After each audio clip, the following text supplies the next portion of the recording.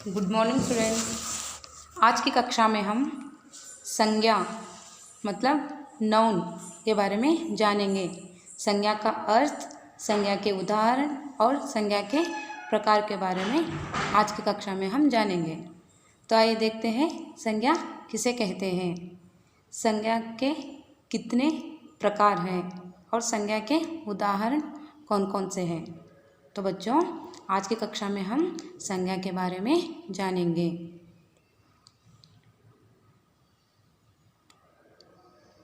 संज्ञा क्या है, संज्ञा का अर्थ क्या है, संज्ञा के उदाहरण और उसके प्रकार। तो बच्चों देखते हैं संज्ञा का अर्थ। संज्ञा मतलब इंग्लिश में नाउन। संज्ञा का अर्थ किसी व्यक्ति, वस्तु, स्थान, प्राणी, गुण, भाव आदि के नामों को संज्ञा कहते हैं। किसी व्यक्ति, वस्तु, स्थान, प्राणी, गुण, भाव आदि के नामों को संज्ञा कहते हैं। उदाहरण के तौर पर देखिए बच्चों, रमेश, दिल्ली, क्रोध, राजू, ये सभी संज्ञा के उदाहरण हैं। संज्ञा उदाहरण के तौर पर व्यक्तियों के नाम। व्यक्तियों के नाम में वाणी, राजू, परी, सुनीता आदि। वस्तुओं के नाम जैसे चश्मा, कलम, कागज़, पंखा आदि। स्थानों के नाम, स्थानों के नामों में गदग, दिल्ली, हावेरी, पंजाब आदि। प्राणियों के नाम गधा, कुत्ता, मछली, शेर आदि। गुणों के नाम ईमानदारी, सच्चाई, बेईमानी आदि। भावों के नाम दया, क्रोध, प्रसन्नता, करुणा आदि। ये सभी संज्ञा के लिए उदाहरण हैं।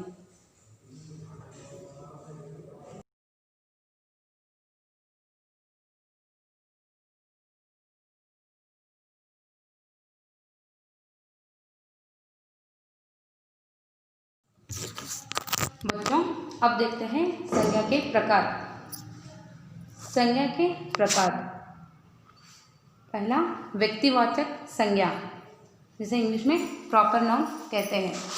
दूसरा जातिवाचक संज्ञा, जिसे कॉमन नाउन कहते हैं।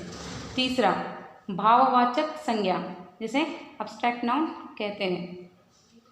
चौथा समूहवाचक संज्ञा, जिसे कलेक्टिव नाउन कहते हैं। पांचवा द्रव्यवाचक संज्ञा, जिसे मटेरियल नाउन कहते हैं। संज्ञा में टोटल 5 प्रकार के हैं। व्यक्तिवाचक संज्ञा, जातिवाचक संज्ञा, भाववाचक संज्ञा, समूहवाचक संज्ञा और द्रव्यवाचक संज्ञा।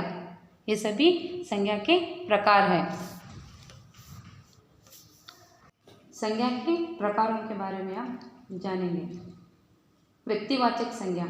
व्यक्तिवाचक संज्ञा मतलब इस संज्ञा से हम विशेष व्यक्ति और स्थानों के बारे में जान सकते हैं।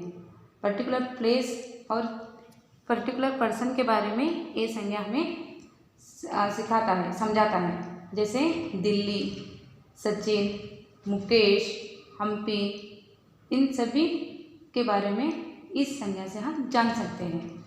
दूसरा जो संज्ञा का प्रकार है वो है जातिवाचक संज्ञा। जातिवाचक संज्ञा का मतलब है कि ये टोटली एक शहर के बारे में, मछली, जानवर,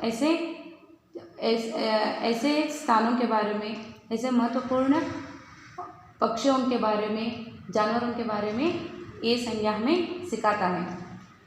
तीसरा जो है भाववाचक संज्ञा। भाव मतलब इमोशंस, इसके बारे में ये संज्ञा हमें जानकारी देता है। जैसे क्रोध, प्रसन्नता, बचपन, जवानी, सच्चाई, अमीरी, गरीबी, इन सभी के बारे में भाववाचक संज्ञा हमें बतलाता है। समूहवाचक संज्ञा। समूह मतलब ग्रुप, झुंड, इसके बारे में ये संज्ञा हमें जानकारी देता है। जैसे परिवार, सेना, झुंड, इन सभी के बारे में इस संज्ञा से हम जान सकते हैं। और द्रव्यवाचक संज्ञा, द्रव्यवाचक संज्ञा जो है ये पदार्थ और वस्तुओं के बारे में ये हमें जानकारी देता है, जैसे घी, तेल, सोना, चांदी आदि। ये सभी संज्ञा के प्रकार है और इन प्रकारों में आने वाले सभी उदाहरण हैं। इस क्लास में बस इतना ही।